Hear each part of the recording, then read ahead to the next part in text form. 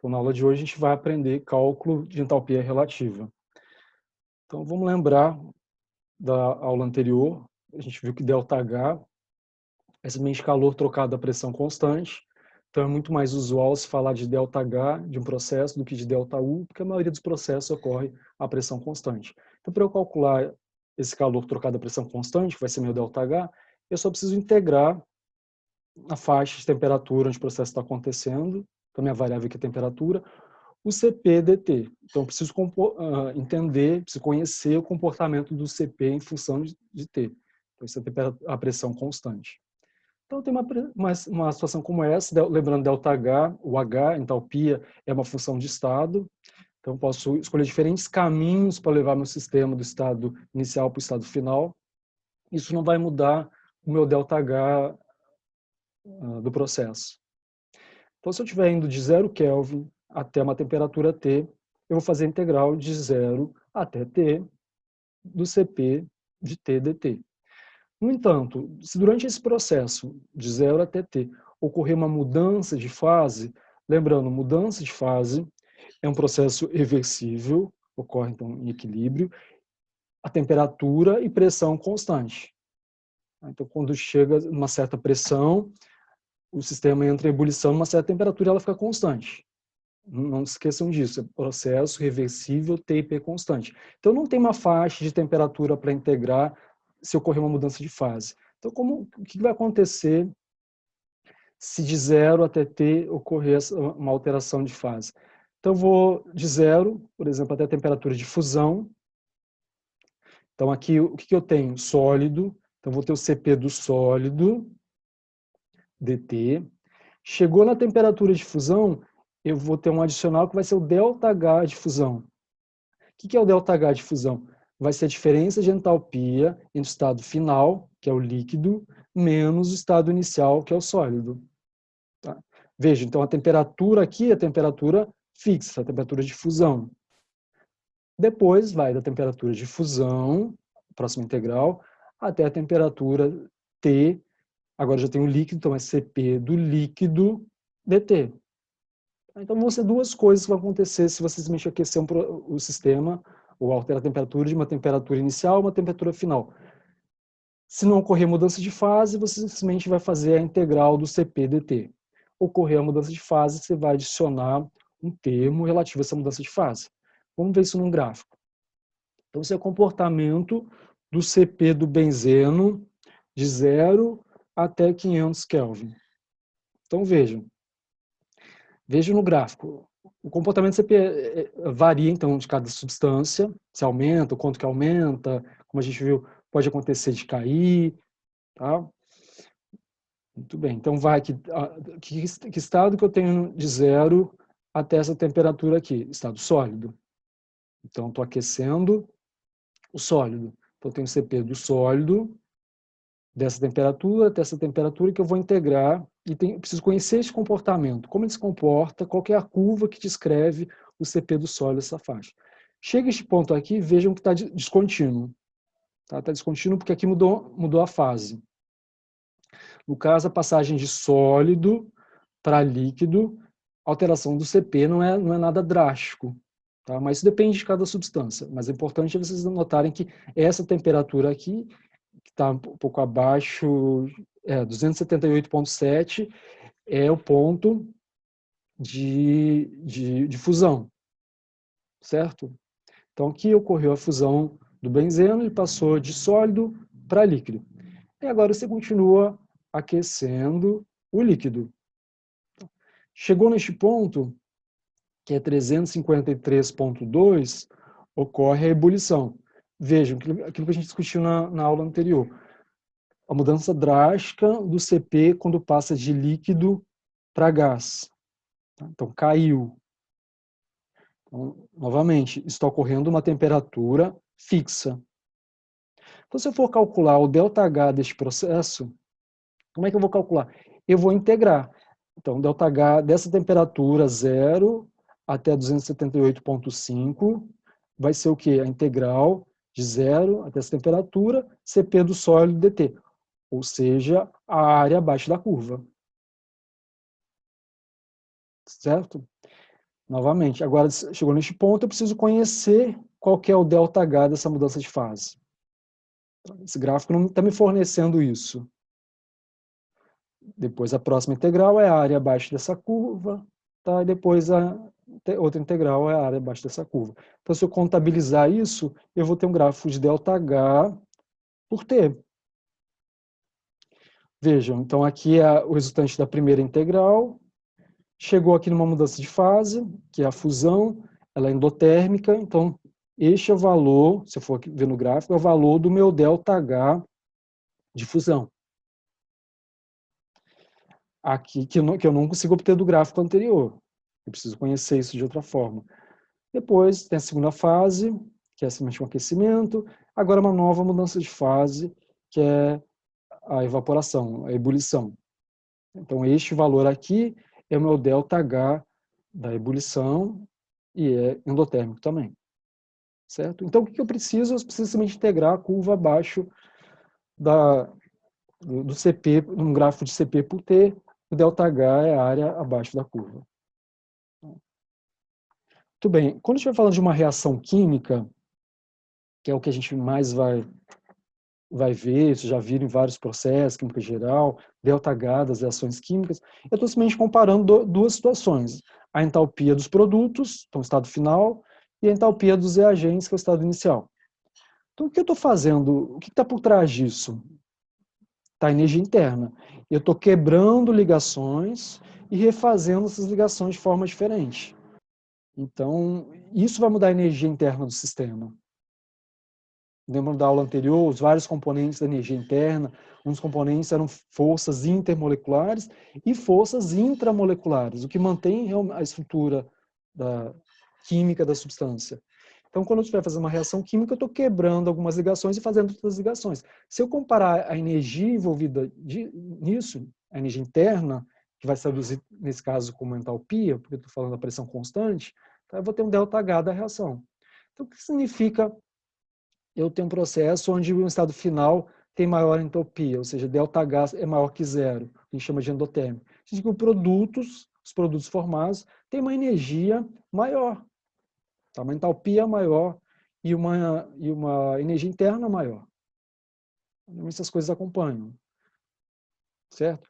Quando libera energia, então você leva o estado com a reação química como estado de menor entalpia, você vai liberar esse excesso de energia, que se chama então de um processo exotérmico, simplesmente falando isso, que as novas ligações, novo arranjo entre os átomos gerou uma estrutura, gerou compostos com menor energia interna e menor entalpia.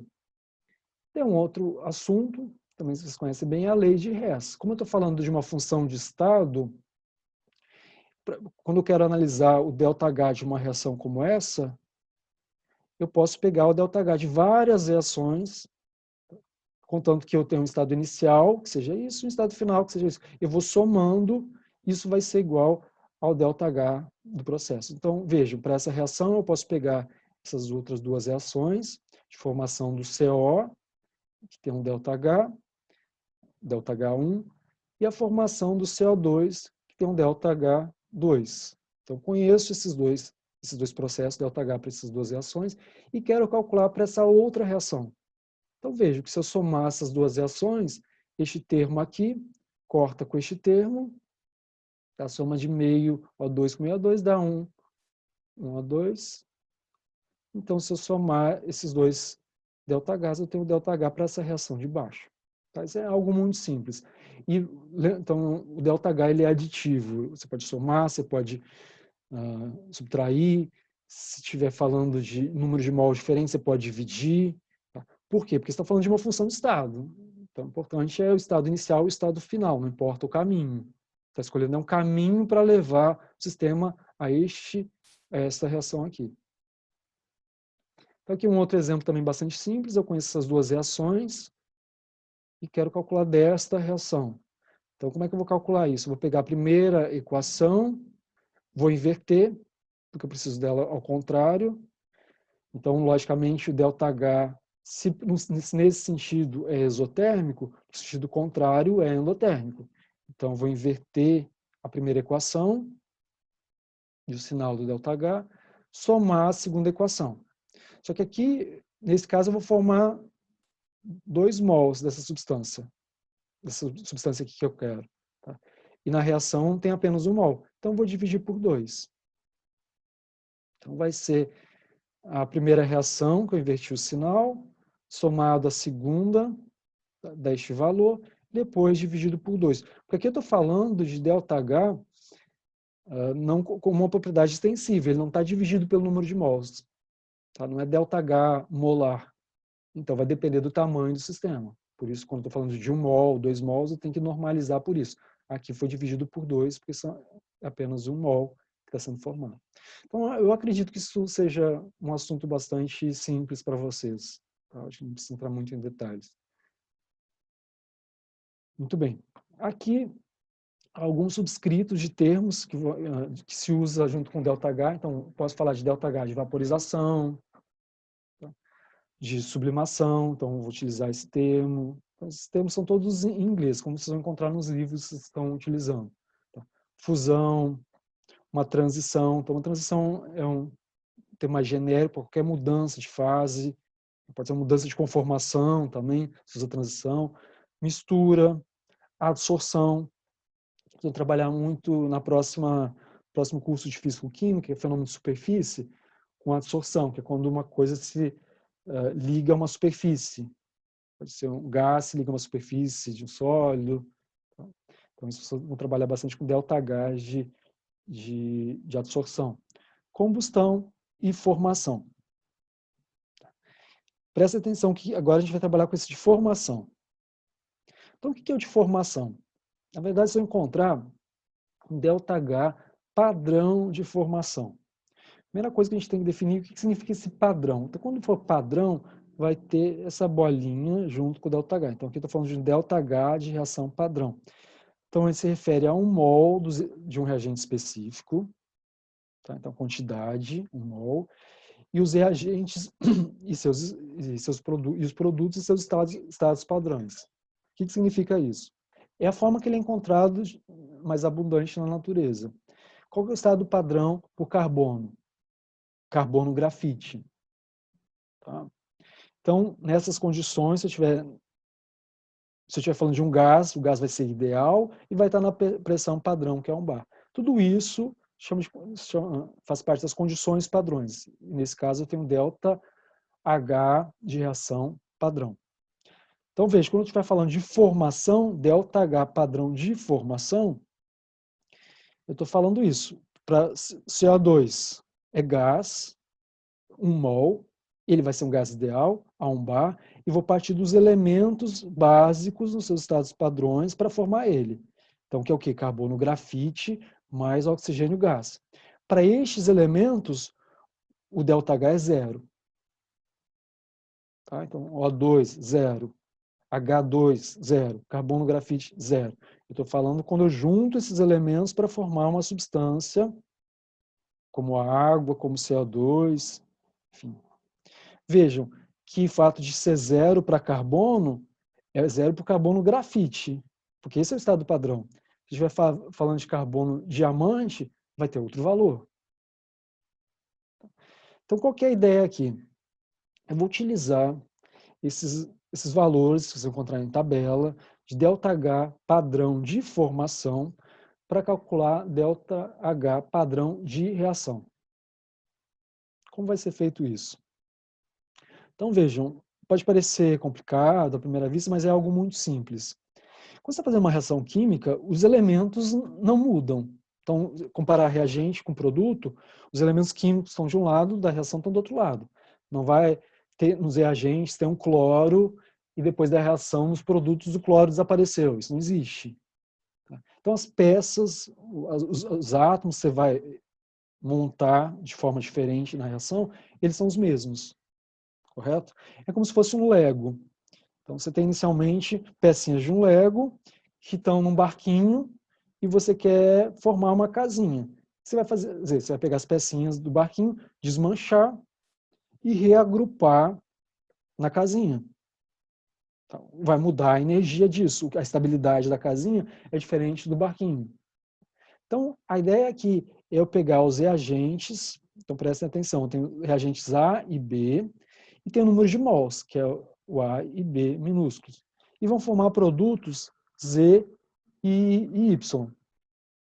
Então, a ideia é eu pegar os reagentes, tá? Desmanchar, então, até levar os elementos nos seus estados normais, padrões. Então, vou desmanchar as pecinhas do Lego, tá? Para levar aqui. Então, o que eu tenho aqui? Eu tenho um ΔH de formação com o sinal contrário, porque, na verdade, eu não estou formando, eu estou desfazendo. Certo? Essa é a primeira etapa.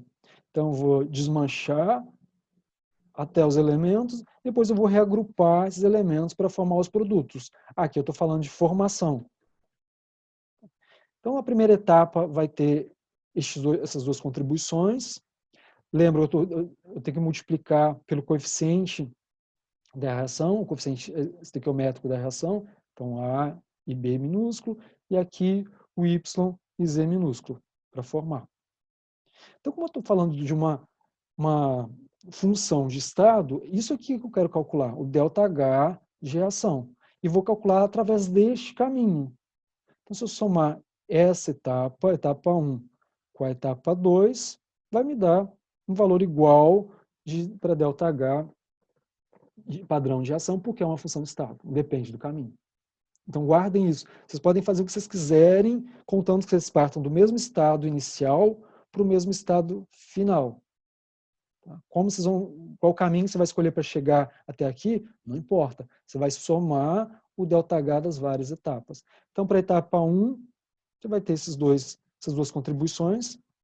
ΔH padrão de formação com sinal trocado, porque você está desmanchando, está desfazendo. E para a segunda etapa, que agora é formar mesmo, tá? Mesma coisa, ΔH de formação do Y, ΔH de formação do Z, respeitando os coeficientes estequiométricos. Eu vou somar esses dois termos, o ΔH1, ΔH2, isso vai me dar o ΔH de formação, o ΔH padrão, de reação. Tá? Isso que aparece aqui em cima. Então, quando eu fizer qualquer reação, ver uma reação química, em primeiro lugar eu tenho que saber se as minhas substâncias estão nos seus estados padrões, estado físico padrão. Então, como eu falei, se o carbono está grafite, se o oxigênio está como gás, está nessas condições para eu poder utilizar esses valores de ΔH padrão de formação. Então, vamos ver alguns exemplos simples. Então, aqui tem uma reação química. Eu quero calcular o ΔH padrão de reação. E vou utilizar ΔH padrão de formação. Então, muito simples. Ó, eu vou pegar, vai ter uma tabela 19.2 numa query, tá, páginas, vocês podem consultar a tabela. O que vai ter nessa tabela? ΔH padrão de formação das substâncias mais comuns que a gente trabalha. Tá? Então, reagentes, CO2 e água. Então, vai ser 2 vezes o CO2, ΔH padrão de formação do CO2, mais uma vez o da água, menos reagente, tá, aqui etileno, e aqui o do oxigênio. O oxigênio, ele não vai ter um ΔH de formação, porque ele não vai partir de oxigênio atômico formar oxigênio molecular. Não. Então, este caso aqui, esse, como eu falei anteriormente, é zero, que é o que está aqui. Se tivesse CO2, CO2 não. CO2 existe porque eu parto de carbono, grafite, mais oxigênio para formar CO2. Certo? Então, vou só fazer essa soma, respeitando a estequiometria, respeitando os sinais, e calculo um ΔH de reação. Vejam que aqui é uma grandeza específica, não é intensiva, porque eu estou dividindo pelo número de mols. Então, está para 1 mol. Isso tem que ficar bem claro. Aqui tem outro exemplo, na mesma linha. Então, aqui aparece o O2, então o O2 novamente zero.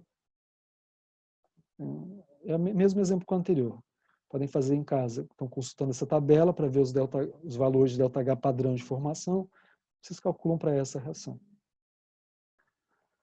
Por fim, um outro tópico importante é a questão de temperatura. Às vezes vocês vão encontrar essas tabelas com ΔH padrões de formação, que permitem vocês calcularem o ΔH de uma reação. No entanto, a temperatura que vocês querem calcular o ΔH de reação está diferente da tabela. Ou seja, o valor final que você vai calcular para ΔH de reação não é o que você quer, não é na temperatura que você quer. O que eu faço? Existe alguma estratégia de eu, conhecendo o ΔH numa temperatura, então no caso aqui eu conheço essa situação, deixa eu botar aqui, isso daqui é o que eu conheço, que eu determinei. Tá?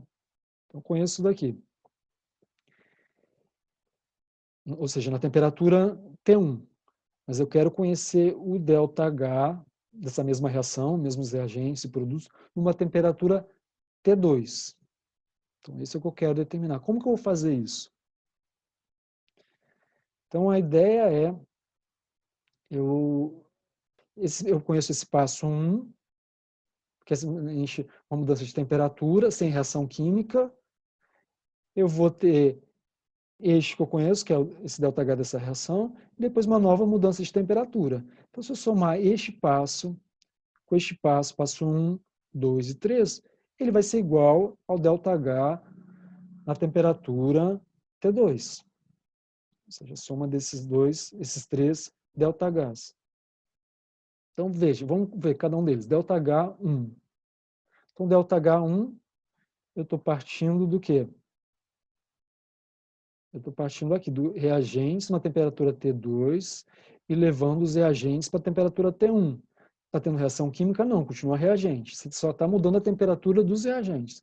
Então, vai ser a mudança de temperatura, T2, a integral de T2 até T1, CP dos reagentes, DT. Eu vou só inverter aqui o intervalo da integração e inverter o sinal. Vou de T1 para T2, porque vai facilitar nosso somatório. Certo? Para o ΔH2, eu conheço, que é o ΔH da reação, na temperatura T1. Então, eu já parto disso. E o 3 é uma mudança de temperatura. Agora eu vou ter produtos a uma temperatura T1, que eu vou levar os produtos a uma temperatura T2. Só uma mudança de temperatura, aquecendo, resfriando produtos. Aqui está o ΔH, CP dos produtos, DT. Então, quando eu somar esses três valores de ΔH, eu vou ter isso. ΔH na temperatura T2, que é o que eu quero saber, é igual a ΔH na temperatura T1, mais eu posso agora juntar esta integral com esta integral, porque está no mesmo intervalo de integração, vai ser mais a integral de T1 a T2, diferença entre o CP dos produtos e reagentes.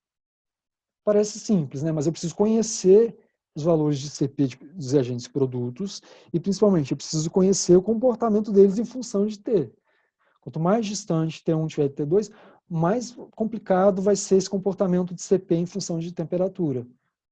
Se a variação de temperatura for pequena, você pode até assumir que ele vai ser constante na integral, tá? Mas isso não pode generalizar. Então, neste exemplo aqui, eu quero calcular o ΔH de fusão padrão da água a menos 10 graus e 1 bar, dado que eu conheço o valor a 0 graus, também 1 bar, que está aqui. A única coisa que eu sei é o CP do sólido, da água sólida, e o CP da água líquida. É a única informação que o problema nos fornece. Então, vejam, aqui eu tenho uma diferença de temperatura pequena, de 10 graus. Então, é uma situação que ele assumiu que não vai ter uma dependência muito grande do CP, do sólido e do líquido em relação à temperatura. Então, eu vou ter um ΔCP direto, que vai ser diferente desses dois valores de CP. Então, vejam que simples. O ΔH de fusão a menos 10 graus vai ser o ΔH de fusão a 0 graus, mais essa integral. No caso de 0 a menos 0. Aqui uma sugestão para vocês tomarem cuidado com aquele que está em Kelvin, né?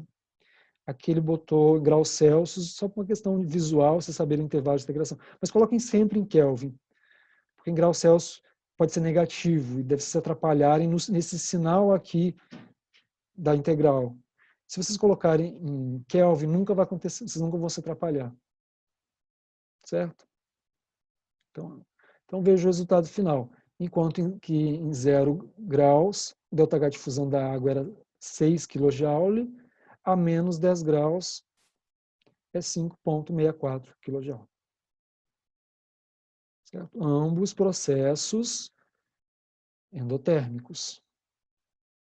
Ou seja, você leva o sistema para um estado de maior entalpia.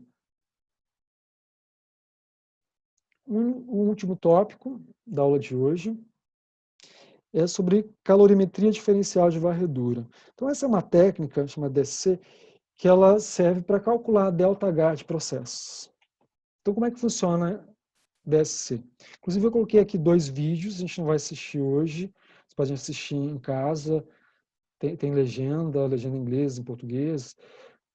O primeiro aqui de fabricante desses equipamentos, mostra utilidades, as várias aplicações, então sugiro que vocês deem uma olhada nesses vídeos em casa.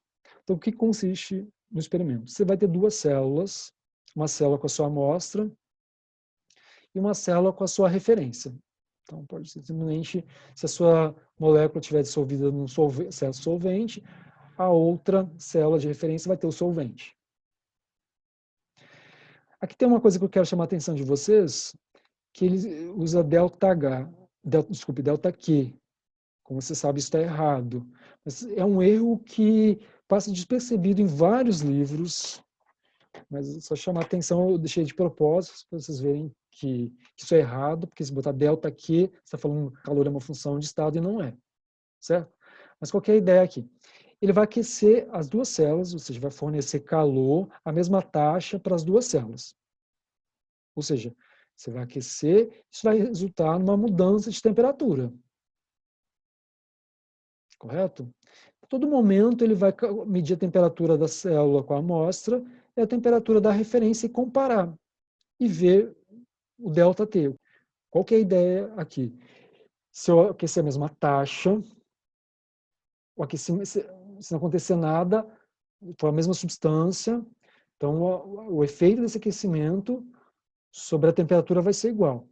Se em certo momento a minha amostra, então aqui a minha molécula de interesse, ela pega parte dessa energia para fazer um processo, então uma mudança de conformação, por exemplo, uma dissociação, então ela usou para fazer alguma coisa que não resulta em aumento de temperatura, que não resulta em aumento da energia térmica do sistema, que a gente já viu. Então, quando isso acontecer, vai gerar uma diferença de temperatura. O meu sistema vai pegar e vai igualar, vai fornecer uma quantidade de calor para igualar novamente as temperaturas entre as 2 células. E vai registrar isso. Então, todo momento, ele conhece o calor fornecido às 2 células e a temperatura dessas células. Ou seja, você tem um gráfico como esse. Você tem temperatura e tem capacidade térmica. Então, se acontecer algum processo, que aqui aconteceu uma absorção de calor. Você define no equipamento, se for absorção vai ser para cima, se for liberação vai ser para baixo. Isso é uma questão de convenção. Então, aconteceu uma absorção de calor. Se eu comparar com a referência, veja, a referência também teve uma mudança de temperatura com aquecimento, eu corrijo isso para a linha de base, como aqui aparece no gráfico. Ó. Então, tem uma linha de base que eu vou corrigir e vai gerar um gráfico como esse. Então, neste exemplo, eu tenho uma estrutura com uma certa conformação, que com a temperatura ela perdeu essa conformação. Estou falando de moléculas grandes, essa técnica é muito utilizada para proteínas que têm conformação. Então, eu dou energia na forma de calor para desfazer essas interações intramoleculares e fazer ela perder a estrutura, perder a conformação. Então, se eu tenho um gráfico de Cp por T, aqui está o processo. Se eu comparar a altura da linha de base neste ponto, deixa eu pegar aqui a anotação. Se eu comparar este ponto com este ponto final, isso aqui me dá um ΔCp. Ou seja, essa estrutura aqui tem uma capacidade térmica diferente dessa estrutura aqui. Por isso gerou um CP diferente no final. Então, isso não dá o CP. Se eu pegar essa curva aqui e calcular a área abaixo dessa curva, ou seja, eu estou integrando este pico, isso vai me fornecer o ΔH. Então, é uma técnica bastante útil para calcular ΔH para esses processos. No caso aqui, o ΔH de uma mudança conformacional. Outra informação que eu tenho aqui é a temperatura dessa transição.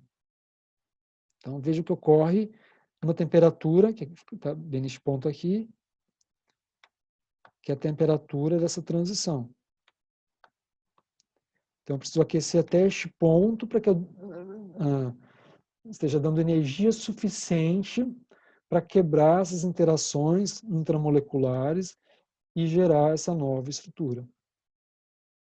Então, é uma técnica bastante útil para calcular a estabilidade de conformações de moléculas grandes, principalmente então, biomoléculas, que são moléculas complexas, grandes, e consiste nisso, de você aquecer o sistema, dar energia, até chegar ao ponto dessa energia ser utilizada para fazer um processo.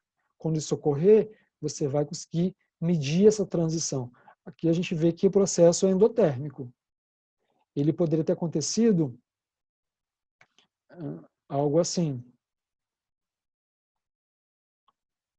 Ou seja, primeiro aconteceu um processo endotérmico, nessa temperatura aqui,